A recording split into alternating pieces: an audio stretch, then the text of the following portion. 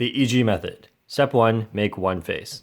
If all the colors around here are correct, then you've made a layer and you can do a CLL algorithm to solve the rest.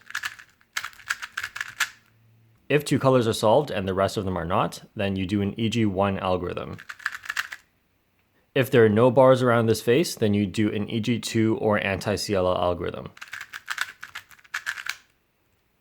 In this video, we're talking about EG1, which is when you make the face, there is one bar here. We hold that at the back. This is the most common case after making a face, and it will happen 2/3 of the time. Next, you look at the top face to recognize a corner pattern the same way you would for CLL, and that determines what case you have to solve the rest of the cube. So starting with the Soon and Anti-Soon set, these algorithms are all mirrors of each other, so 6 algorithms covers all of these. I will be doing these algorithms with white on bottom and a bar at the back. I recognize the algorithms from this, and look for opposite color patterns such as red, orange. So if only these two are opposite,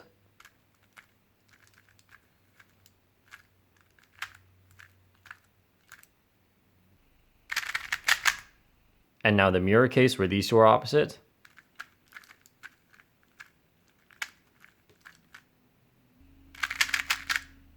if just these two are the same,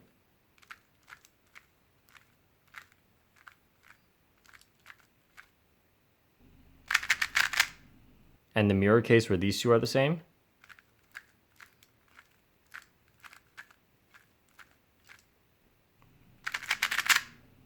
if these two match and this one is opposite,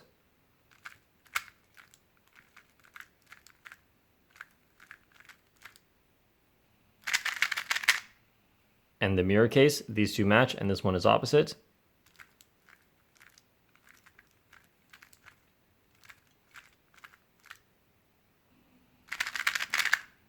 if these two are the same and this one is opposite,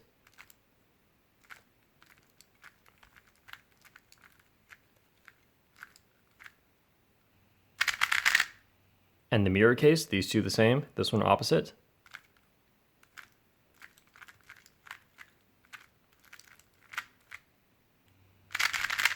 if just these two are opposite,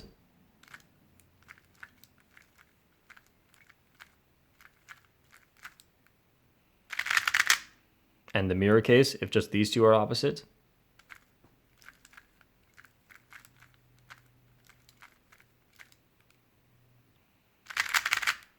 if these two are the same,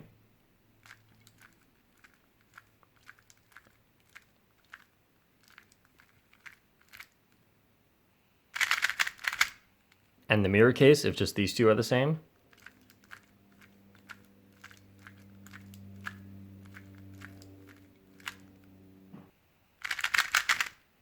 for the pi cases which have this and this as the OLL, you can use all 4 colors up here, but you only need to see 3 of them to be able to deduce the last one.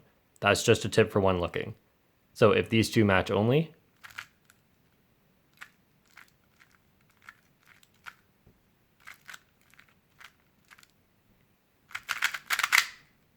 if these two match only,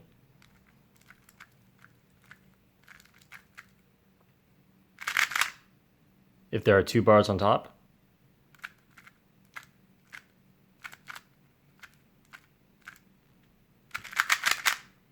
if the colors on top match diagonally,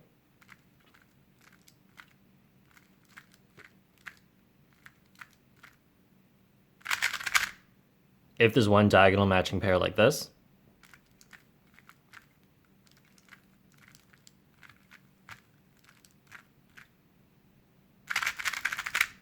and the mirror case, if it's one diagonal matching pair here,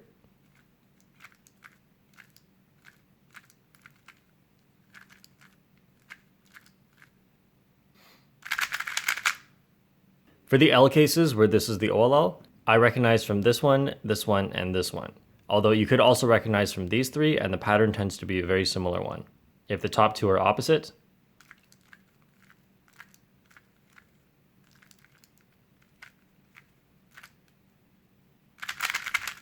and now the mirror case, if the top 2 are opposite and this one is also matching one of the ones on the top, then if you just turn it here, this is the mirror case.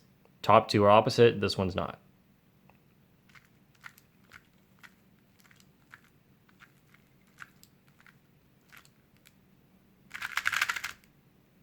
If the top two are the same, this one is not opposite.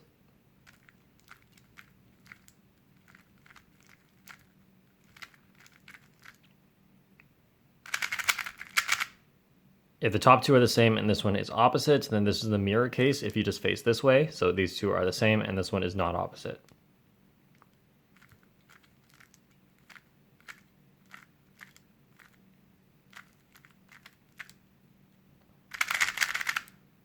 If these two are the same, this one's not opposite. From this angle, it will have the same pattern.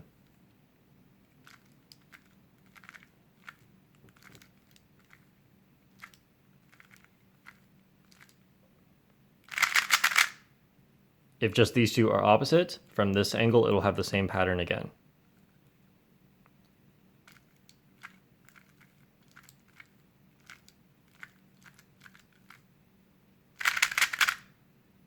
For the U cases, which is this and this, you can recognize using these three, which tends to have a very similar pattern if you look for the other side as well, so that works nicely. And you can also recognize from these four, although it is four, you can only look at three of them and always deduce the last one. So this is also just as good. If these two match and this one is opposite,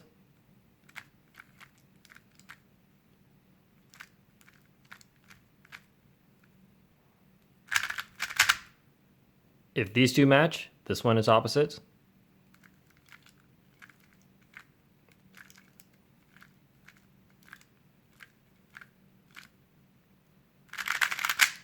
If just these two are opposites,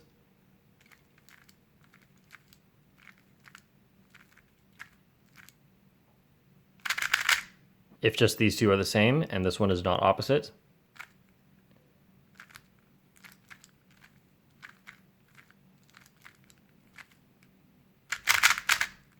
if just these two are the same,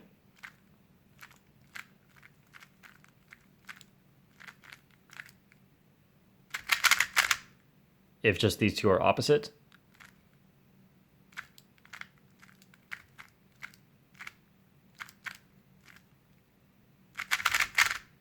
the T cases with this OLL are recognized very similarly to the U.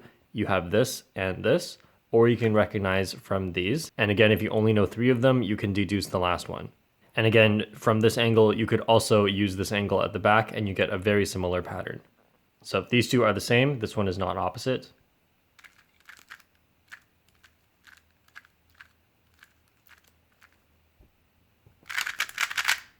If only these two are opposite.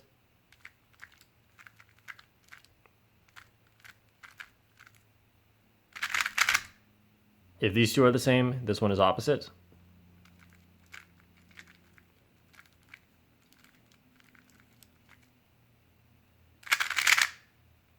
If these two are the same, this one is opposite.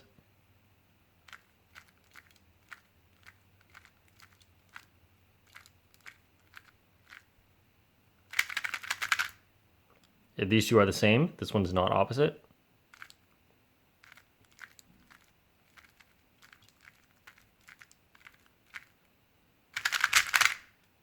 If these two are opposite only,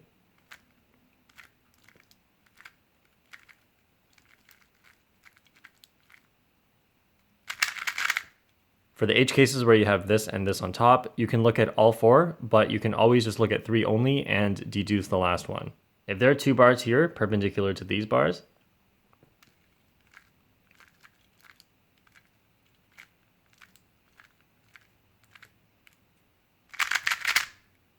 if there are two bars parallel to this bar,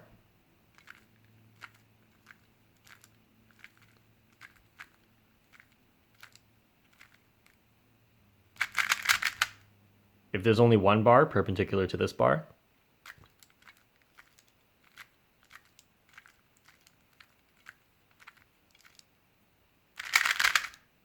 if there's one bar parallel to this bar,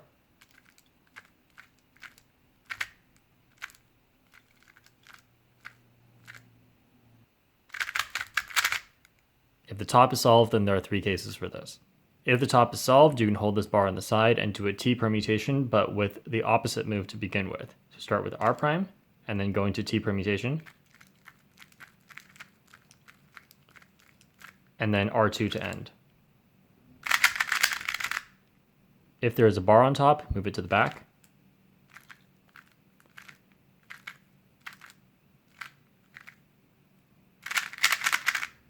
if there's no bar on the top.